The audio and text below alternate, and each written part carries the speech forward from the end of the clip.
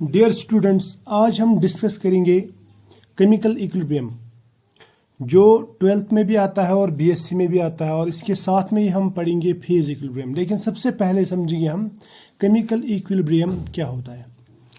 तो ये समझने के लिए सबसे पहली जो टर्म हम देखेंगे वो देखेंगे हम इक्विलिब्रियम। इक्विलिब्रियम का मतलब क्या रहता है? हम कहते हैं इक्विलिब्रियम का मतलब ये होता है कि वो पॉइंट या वो जगह या वो सिचुएशन या स्टेट जहाँ पे बहुत सारे फोर्सेस बैलेंस हो जाते हैं, या मैं ये कहूँगा कि wire various forces balance each other,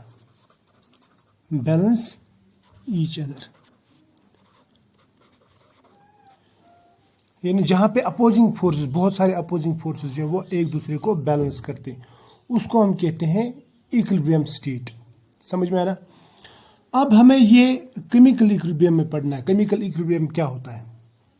chemical equilibrium को समझने के लिए सबसे पहले हमें समझना पड़ेगा रिएक्शंस क्या होते हैं और ये कितने टाइप्स के रिएक्शंस होते हैं। ठीक है, तो रिएक्शंस के बारे में सबसे पहले देखते हैं। हमारे पास में जो रिएक्शंस होते हैं वो रहते हैं दो तरह की। जनरली मैं बताऊंगा कौन कौन सी टाइप। एक रहता है रिवर्सिबल रिएक्शंस, और दूसरे टाइप के जो रिएक्शंस हैं वो रहते हैं इरिवर्सिबल। ठीक है, तो ये दो टाइप्स आपने पढ़े होंगे, रिवर्सिबल रिएक्शंस और इरिवर्सिबल रिएक्शंस। रिएक्शन में क्या करते हैं हम? सपोज हमारे पास में रिएक्टेंट है, इस रिएक्टेंट को हम कन्वर्ट करते हैं प्रोडक्ट में। अगर ये केमिकल रिएक्शन है तो रिएक्शन का मतलब रहता है चेंज, और केमिकल रिएक्शन का मतलब रहता है केमिकल चेंज। समझ में आया? अब हम ये जो चेंजेस हैं ये दो तरह के देखेंगे। एक देखेंगे हम रिवर्सिबल चेंज क्या होता है, दूसरा देखेंगे हम इरिवर्सिबल चेंज क्या होता है। ठीक है, तो सबसे पहले डिस्कस करेंगे हम रिवर्सिबल का मतलब क्या है, रिवर्सिबल चेंज क्या है, यानी रिवर्सिबल रिएक्शन क्या है। समझ में आया? मैं ये कहूंगा कि जो रिएक्शन बाई डायरेक्शनल हो,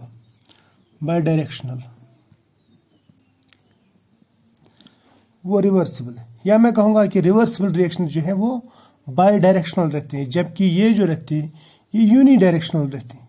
यूनिडायरेक्शनल, ये मैं समझा दूंगा ये कैसे। एक एग्जांपल लेते हैं। यहां पे सपोज एक रिएक्शन कर रहा हूं मैं, एक्स को कन्वर्ट कर रहा हूं वाई में। ठीक, और वाई जो है ये एक्स में भी कन्वर्ट हो जाता है, यानी एक्स को मैं चेंज कर रहा हूं, एक्स की रिएक्शन होती है तो वाई बन जाता है, वाई की रिएक्शन होती है तो एक्स बन जाता है। और ये दोनों जो है ये स्पॉन्टेनियसली होते हैं। स्पॉन्टेनियस मतलब खुद ब खुद। समझ में आया ना? अगर ऐसा होगा फिर मैं ये कहूंगा कि एक्स से हम वाई बनाते हैं, या एक्स से वाई बनता है और वाई से बाद में वापस एक्स बनता है, तो मैं ये कहूंगा कि ये रिएक्शन जो ये रिवर्सिबल रिएक्शन क्या है, रिवर्सिबल रिएक्शन। इन्हें बाई डायरेक्शनल, दोनों डायरेक्शन में जाता है ये, और स्पॉन्टेनियसली होता है, तो इसको मैं कह सकता हूं कि ये रिवर्सिबल रिएक्शन।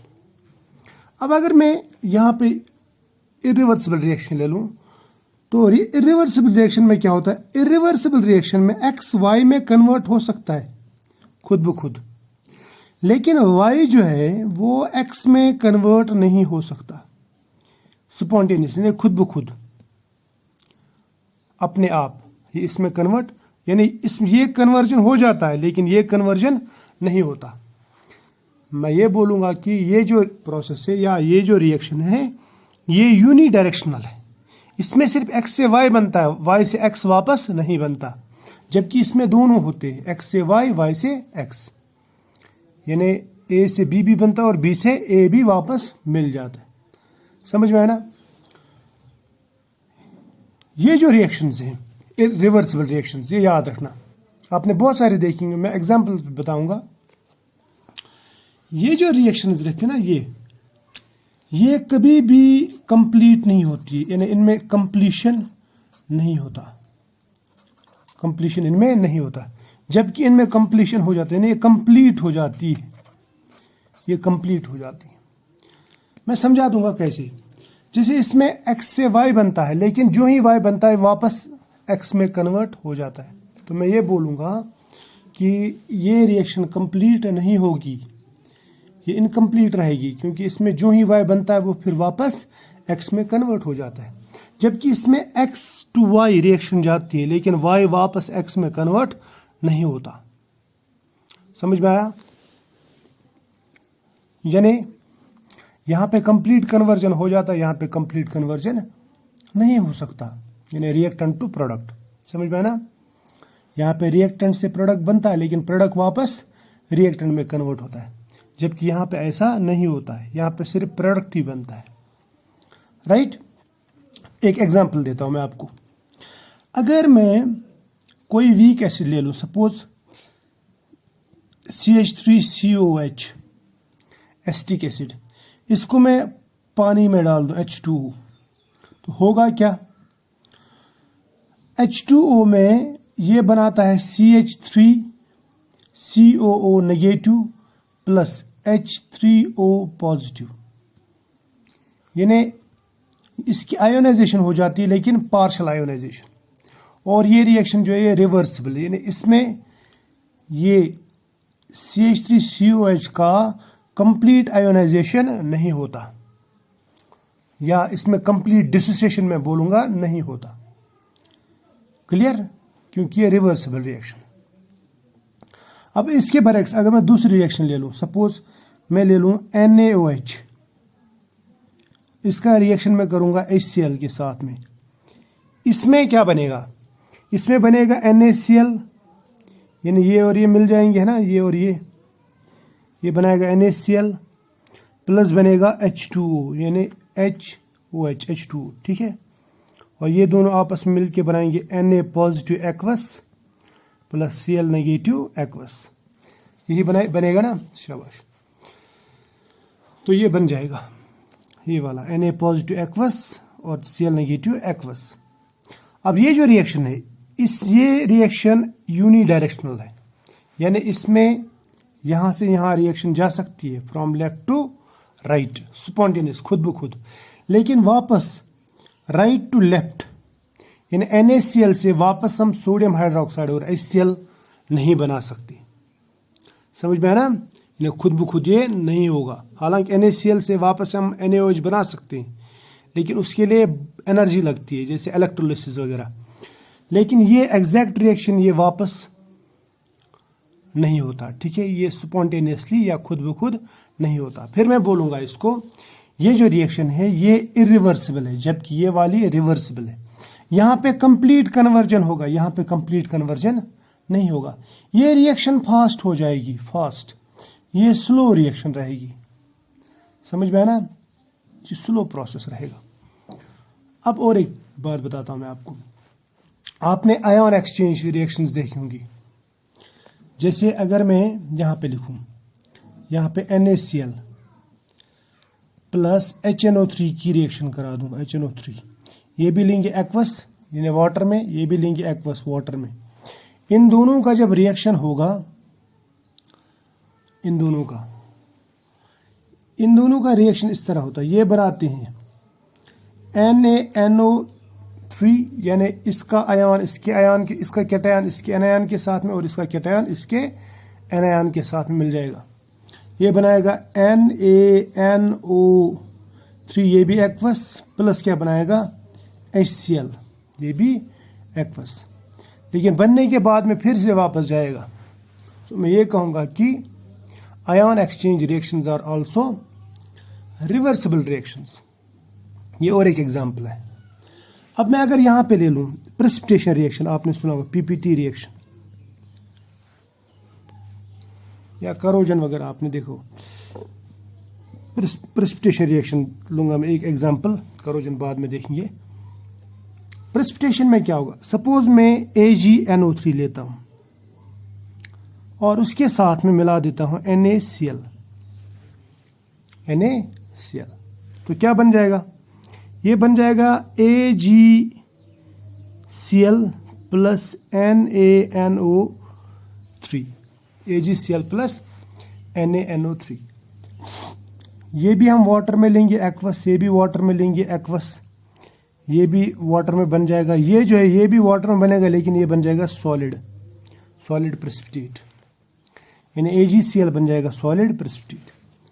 और अगर आप AgCl पे सोडियम नाइट्रेट डालोगी भी तो ये वापस NaCl और AgNO3 में कन्वर्ट नहीं होगा, ये बात याद रखना। सो मैं ये कहूँगा कि ये वाला जो प्रोसेस है it is irreversible process, right. चलो अब हम आगे बढ़ते हैं। अभी तक हमने रिवर्सिबल और इरिवर्सिबल रिएक्शंस के बारे में पढ़ा। अब हम देखते हैं इक्विलिब्रियम क्या होता है। देखो सबसे पहले याद रखना जो इक्विलिब्रियम है, इक्विलिब्रियम, ये इक्विलिब्रियम सिर्फ रिवर्सिबल रिएक्शंस के लिए एप्लीकेबल है।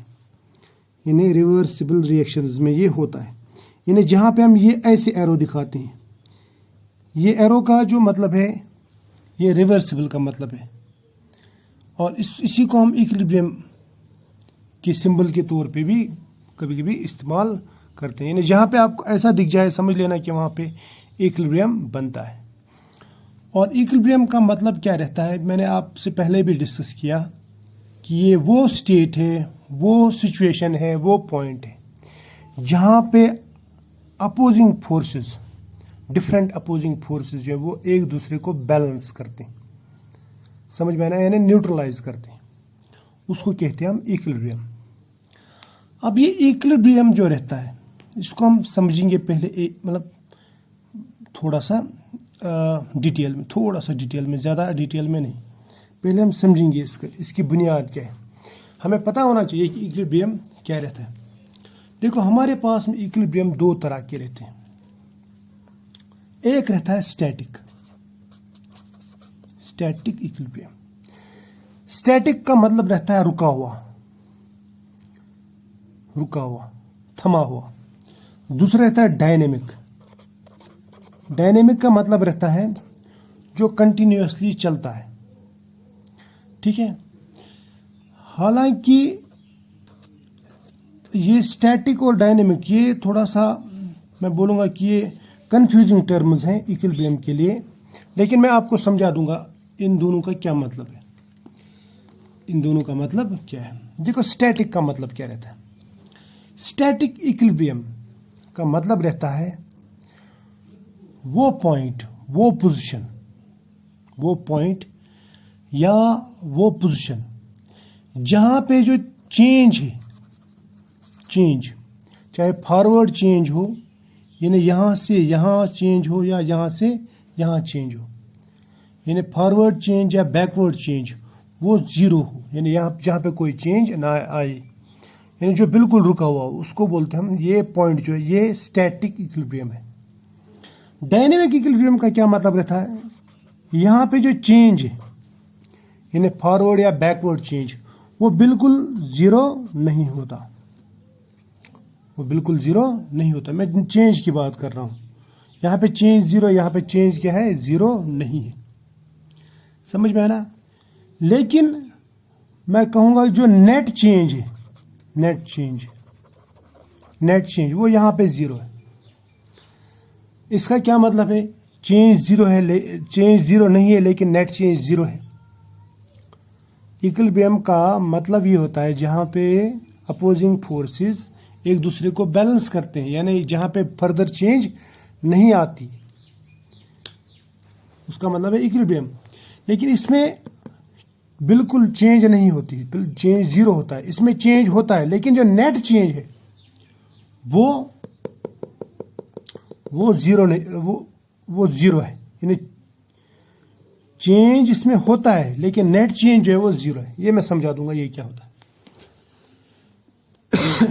देखो इसका मतलब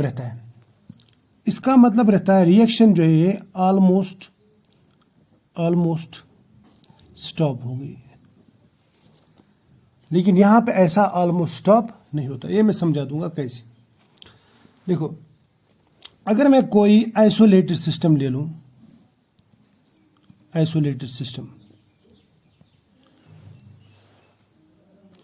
आइसोलेटेड सिस्टम में कोई चेंज आ गई, वो एक पॉइंट पे आएगा, उसके बाद में वहां पे कोई चेंज नहीं होगी।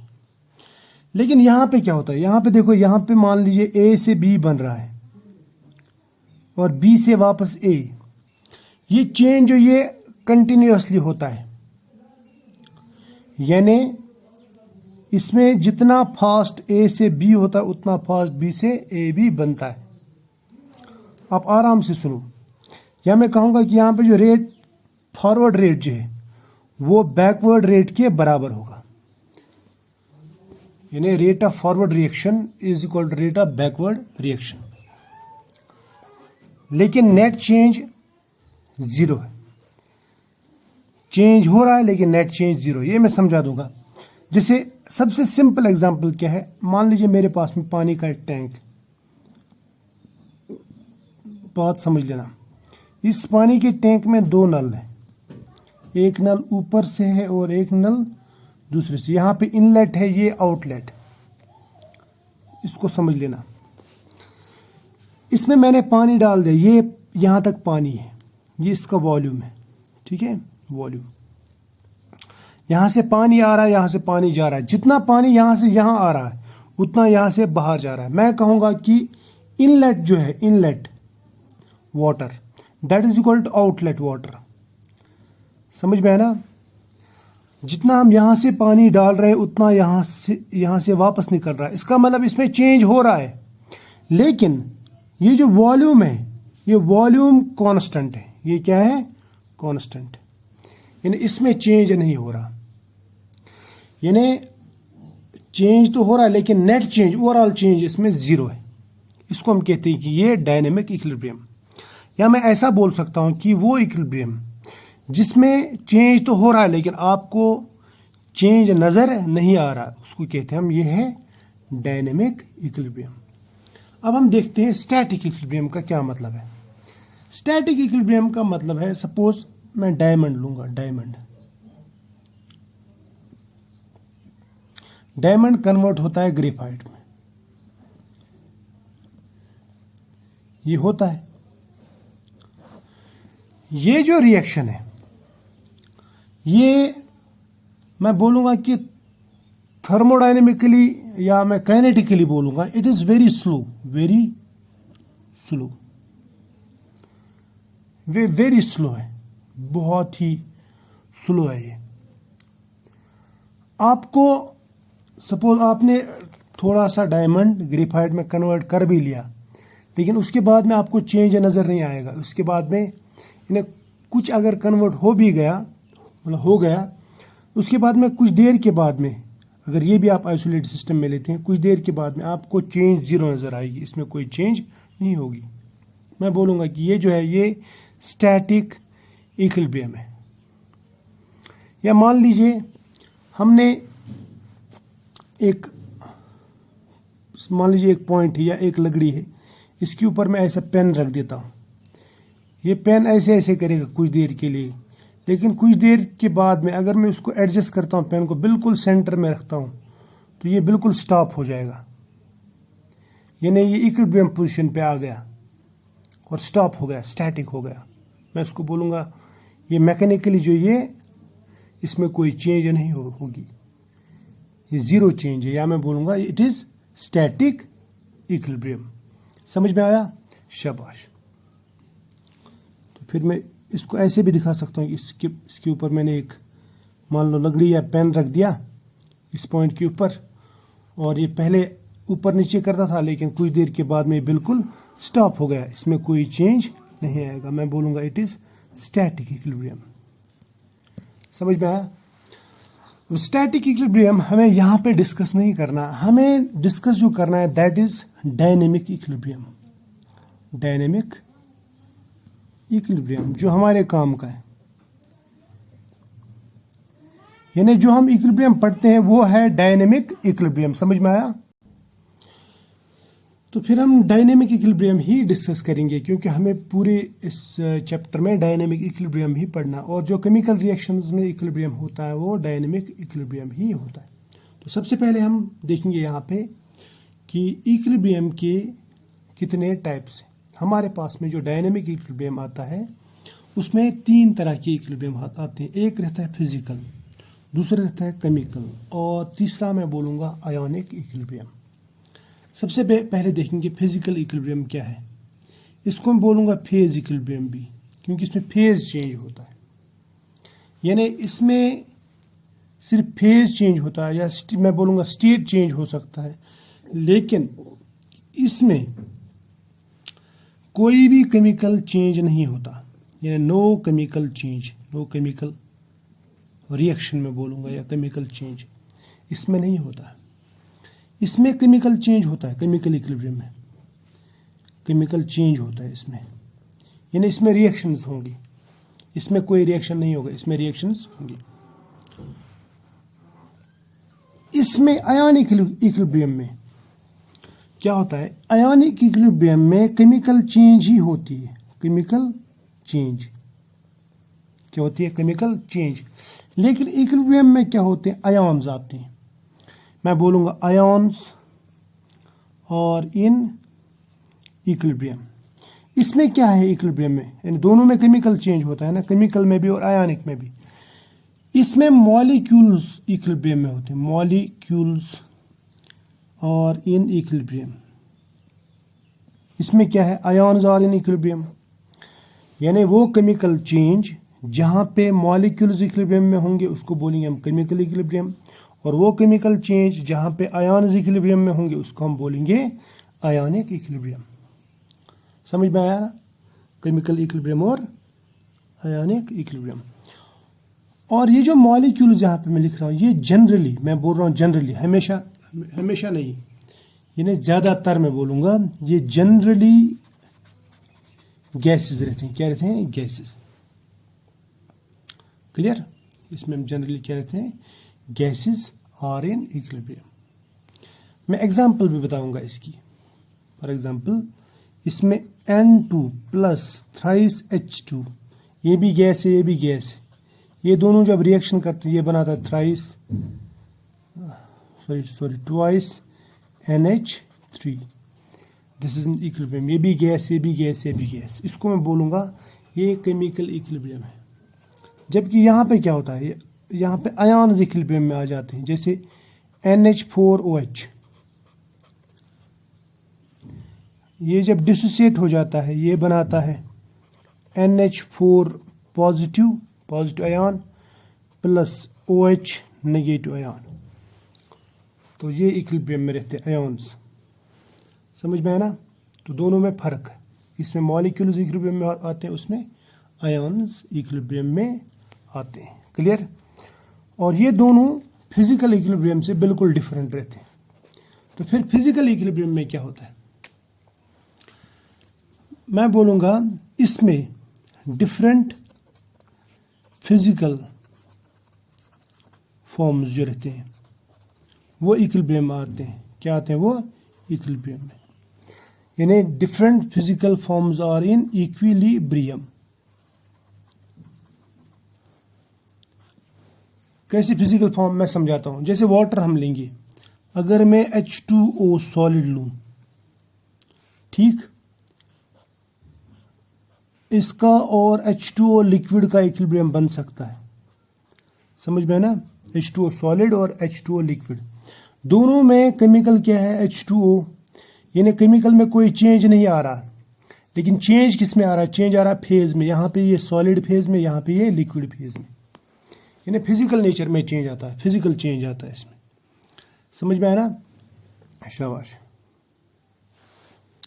तो अब हमें याद रखना है कि हमें डायनेमिक इक्विलिब्रियम पढ़ना है, और इस डायनेमिक इक्विलिब्रियम में हमारे पास में तीन तरह के इक्विलिब्रियम आते हैं, फिजिकल, केमिकल और आयोनिक।